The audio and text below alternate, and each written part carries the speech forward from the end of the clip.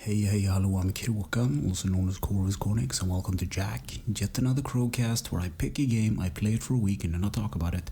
This week's game is Another World, the 20th anniversary edition. The original game, Another World, was released originally in 1991 for the Amiga or the Atari ST, and it's an action-adventure game. It's also called Out of This World in the US and Outer World in Japan. Originally developed by Delphine Software Interactive and published the 20th anniversary edition, that is, by Digital Launch. And also with spoilers up ahead, just so you know, but first a little backstory. Me and this game have a troubled history, and it goes back to school. So when I was a student, I didn't have a lot of money, obviously, and I pirated the game because I couldn't afford it. So I'm kind of happy that it's on the PSN store, and it was relatively cheap, so yeah, one of those cool games that got a remaster that I had to play this week, I guess. So as you start up the game, you're prompted to a couple of options. You can select a new game, you can choose settings where you can change the difficulty of the game from easy to hard. There's a help button also, and a sound option between the original, the remaster original, or the CD console music. So there's like a little variety there.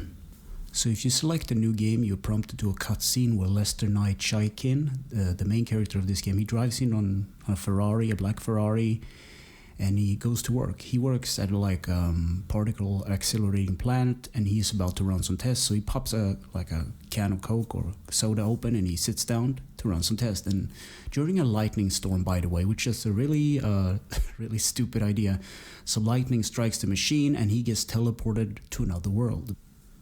So as Lester arrives in this strange new world, he spawns in water, so he has to swim for the surface. But if you choose not to swim for the surface, he gets grabbed by a tentacle beast. So everything in this world more or less wants you dead, so there's like a cutscene accompanying most of the deaths with a chunky sound effect. The way that this game stands out is a little bit different from the games at the time.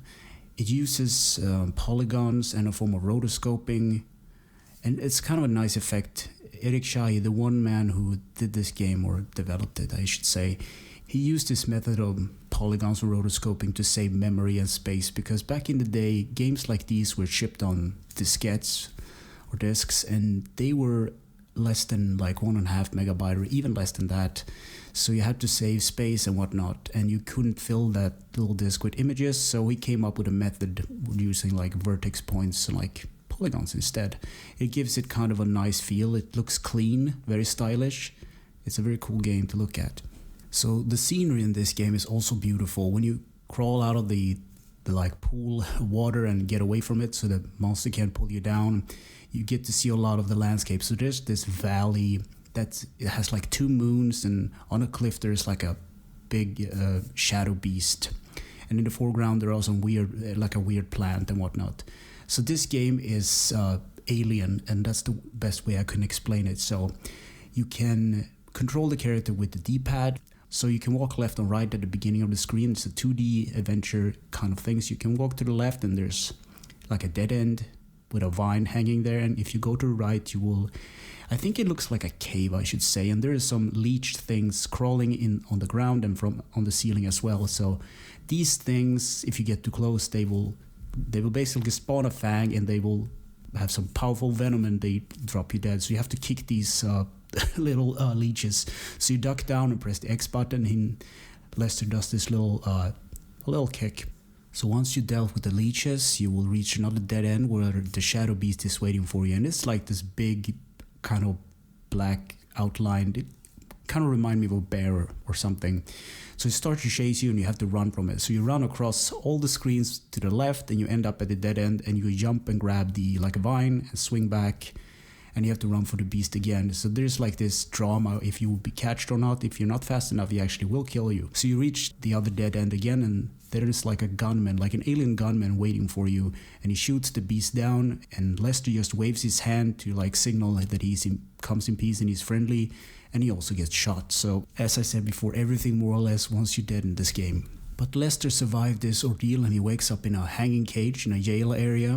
There's another alien in the cage with him, like a friendly alien. You're supposed to rock this cage for it to fall down on a guard. So that's what you do, and then you grab the guard's gun.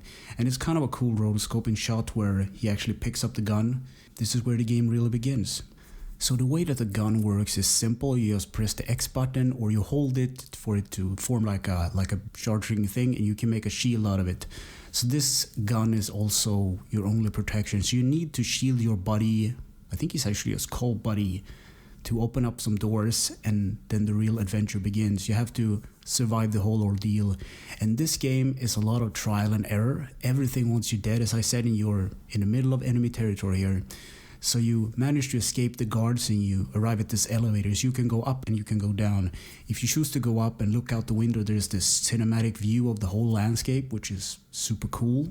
It's like a flying shot. You can see the landscape and the alien structures.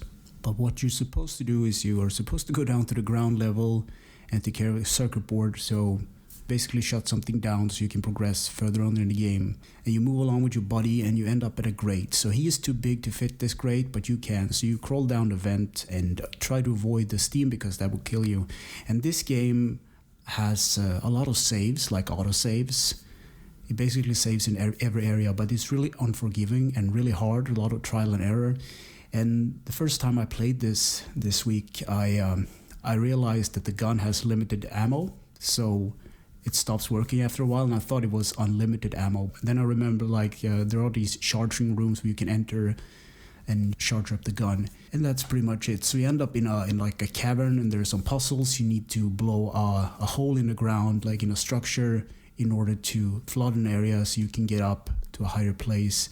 So the whole deal, or the whole kind of spiel with this game, is you're supposed to survive, you and your buddy, just getting out of there alive. That's the whole thing. So this game has some really interesting design choices. There's actually a guard that grabs you and shakes you, so you lose the gun, so you have to kick him in the balls and grab the gun and shoot him. And later up in the game, there's an overhead area where there are a lot of lamps hanging. So you can see the reflection of the enemies down below in the lamp, so you can shoot the lamp and hit the guard in the head, which is kind of a cool design. So I didn't get to beat the game this week because it's super hard, but I did my best anyway. So at the end of the game, there is this black sleek looking pod, and you need to launch the escape pods. So while doing that, you get separated from your friend, and you end up in a bad place where a guard beats you up and your friend comes to rescue you. So you need to crawl to a control panel to get rid of the bad guy, and also to switch like a teleporter beam to get onto the roof. So Lester is badly injured at this point, and you and your friend flies on a dragon-looking thing into the sunset, and it says the end. So gameplay. Help Lester Knight survive this strange alien world and find friendship in the end. Control. The triangle button changed between the different graphics modes. So you have the original mode from 1991, and you have the enhanced edition from 2014. Square and circle, jumps. Down and B does a low kick. You run while holding the D-pad in a certain direction and the X button, and you move the character around with the D-pad. Graphics. This game was made by one guy called Yacc Chaykin, and it was developed during a 2-year period, and he actually developed his own engine, like graphic engine, to deal with all the things. So he did this thing with vector graphics. He developed the polygon technique of rotoscoping to save memory and space. So the cool thing about this rotoscoping technique is that he actually filmed himself picking up like the gun and the car at the beginning of the game. The Ferrari is actually a toy car, so you just slide it in shot, and it looks like a real car, but it obviously isn't. So this game is very it's not a film, but it's very cinematic, if that makes sense. It kind of paints the landscape, and it's rather cool. There's a lot of documentaries on YouTube about Yacc Chaykin. Most of them are in French, but he even goes back in one of those documentaries and look at the old stuff. This engine that he made is really crude, but everything is done in layers, so it's really cool. You can have the first screen of the game when you crawl out of the water. You have right in the background, you have 2 moons, and you have a landscape of hills, like a rocky, kind of like a Nevada mountains, but everything is painted in blue, and you have a cliff, and this all kind of cinematic layers, if that makes sense. And I really like that kind of thing because it tells a story about the environment. The environment tells the story of the game, and it looks good. Sound and music. Jean-François Defret made the music for this game, and it's supposed to be inspired by Back to the Future. It has a lot of synth vibes, and yeah, it gets the job done. Easter egg, secrets, and glitches. So just when you escape the cage in the jail area and your buddy runs away, if you just stand there and do nothing, a little droid flying thing will arrive, and if you don't leave the screen, it will basically kill you. I think it was something to do with, like, if you don't move, the developer kind of force you to move. It's a little fun little thing. If you wait about, I think it's like a minute or so, it will arrive. In conclusion, I wrote, yes, play it. I love this game. This game is visually beautiful and it has a good atmosphere, a great world and great cutscenes. I like the music, it sets the vibe.